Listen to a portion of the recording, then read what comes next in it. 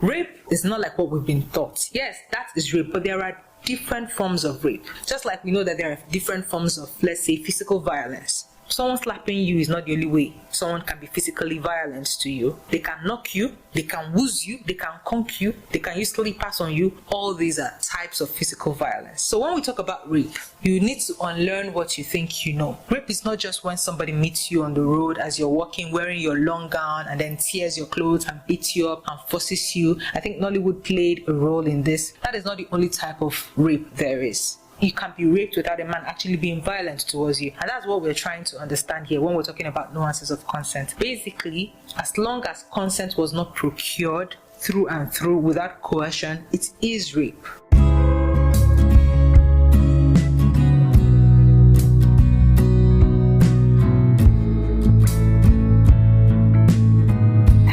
Welcome to Beta Feminist Podcast, the podcast where we talk about feminist issues from the perspective of an African woman living in Africa. I am your resident Beta Feminist host, Ijoma. Today we'll be talking about another aspect of nuances of consent. Before now, we've talked about other topics under nuances of consent, such as consent to one sexual act is not consent to other sexual acts, inebriated consent is not consent. But today, we'll be focusing on yet another one. Consent as a discussion is a very layered topic with offshoots and branches that a mere no means no doesn't even begin to cover. So that is why it looks like we're tackling different topics under nuances of consent.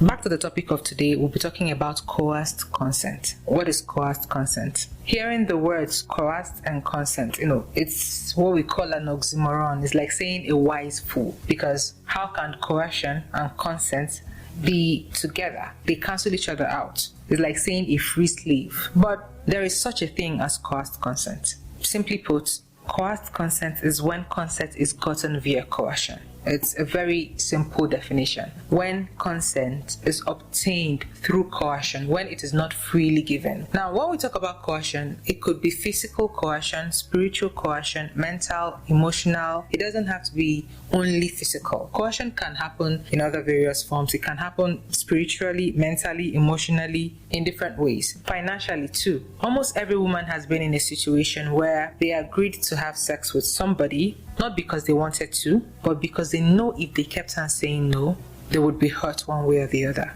Like when you're with a man who wants to have sex and you don't. Could be someone you've been intimate with before, could be a new person. It doesn't matter. He pressures you, he forces you, he won't let up. He's on your dress, he's pulling up your clothes, he's on your neck. At some point, you know that whether you say yes or no, he won't stop till he has sex with you. He won't stop till he has his way. He will still go ahead and have sex with you and definitely maim you in the process of struggling with him. So you just say yes, so he doesn't end up harming you, and so you can get it over with. That is coerced consent. There are stories of men who harbor their female friends or female acquaintances for a night. Females who are stranded because they couldn't find somewhere to sleep or something, and deep into the night they wake them up requesting for sex.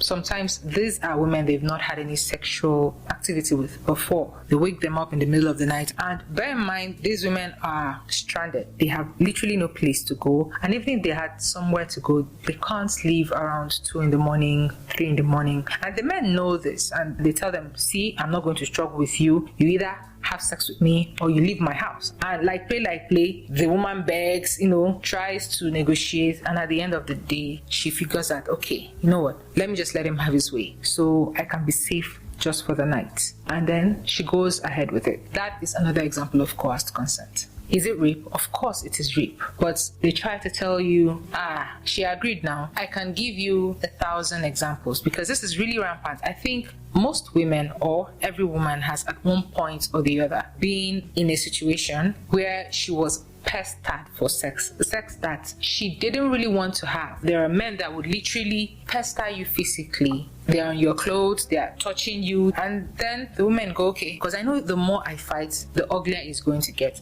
And these men are not necessarily strangers. This is how marital rape happens, spousal rape happens, because if you keep fighting with him, it's going to get ugly and it's going to be violent rape. So you say, okay, since I'm going to be raped either ways, I would rather it be not violent. I'd rather not be bleeding. I'd rather not have my clothes torn. That is coerced consent.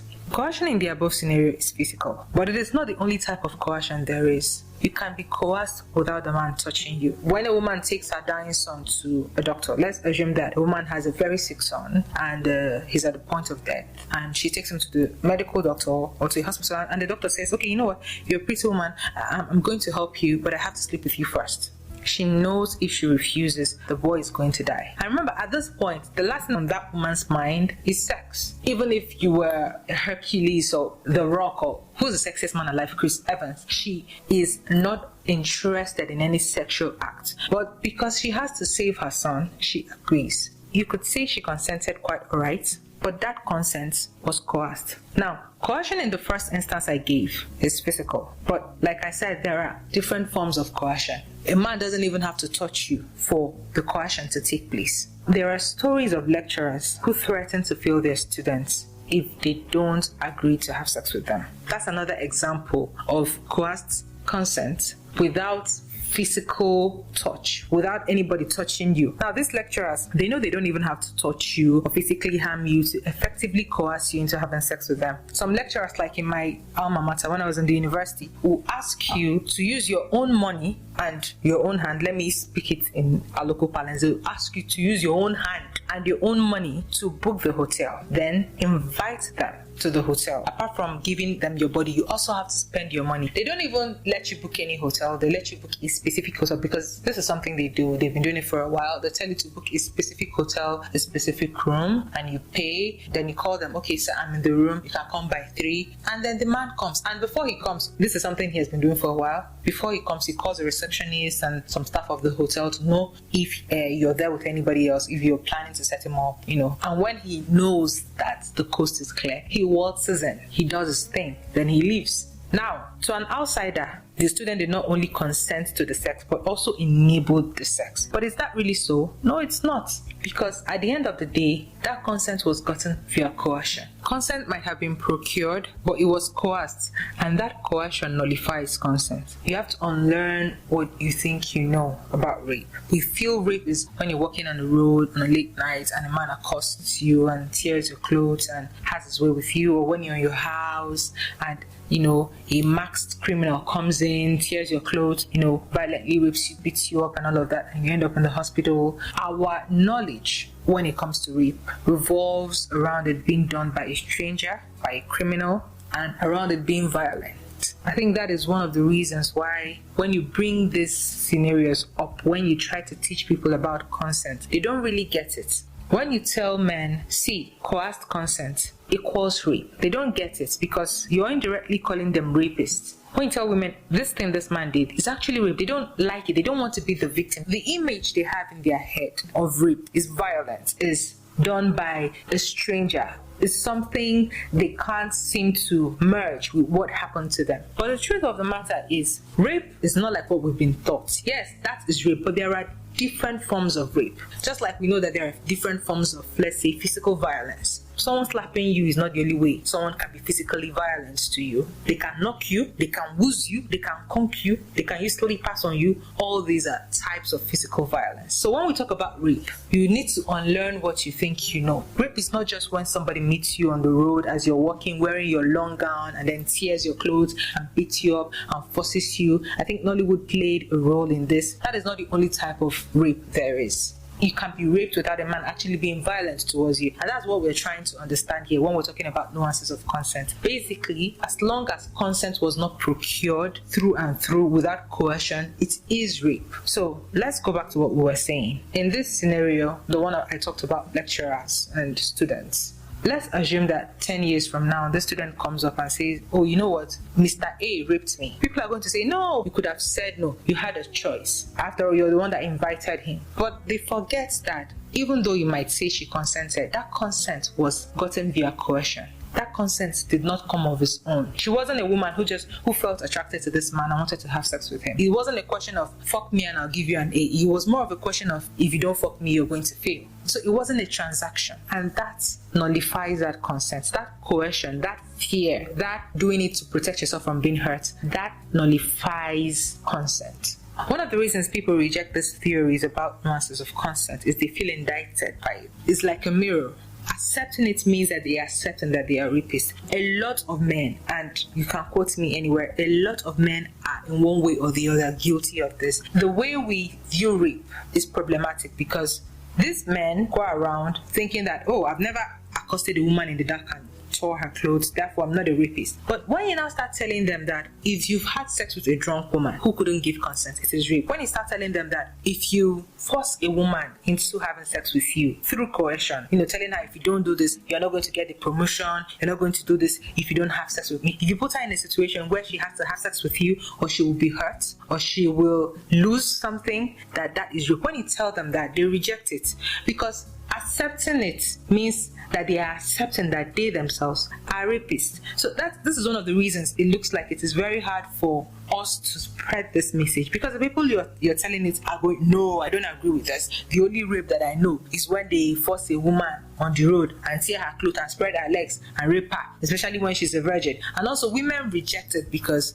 if you accept that this is also rape, that means that your sweet man that you're dating has raped you. You have to admit to yourself that your husband is a rapist. Your fiancé has probably raped you once or twice. The love of your life is a rapist, not a potential rapist, but an actual rapist. Because, like I said, you can go through your life and say, oh, there was a time that I didn't want to have sex with him and Papi Fanny forced me, Papa Nana forced me, that kind of thing. And I've seen comments like this on Facebook where they'll be like, he's his property. My husband I didn't want to, but my husband did, and he just did it. I just let him do his thing. That letting him do his thing is problematic. And when you force people, it's like holding up a mirror to them and telling them, look at this. When you force people to accept that this isn't right, coerced consent isn't consent, inebriated consent isn't consent, this isn't this, that isn't that, they will be forced to look inwards and they might not like what they see. So that is why they keep rejecting this ideas. They only want rape to be one thing and one thing only. When a stranger accosts a young girl going on her own and violently has his way with her, that is all they want rape to be. They don't want to take into consideration that there are nuances to this, that there are other ways, there are other versions of rape, because it would indict them.